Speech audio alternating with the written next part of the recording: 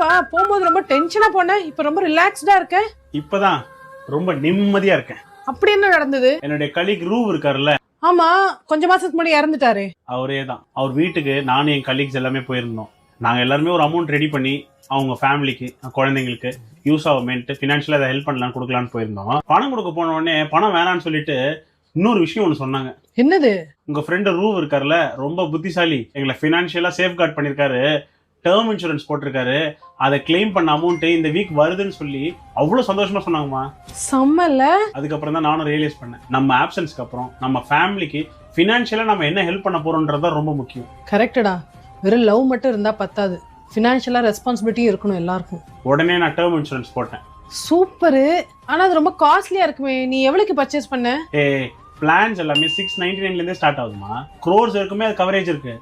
link என் பயோல இருக்கு, போய் check பண்ணி பார்த்துட்டு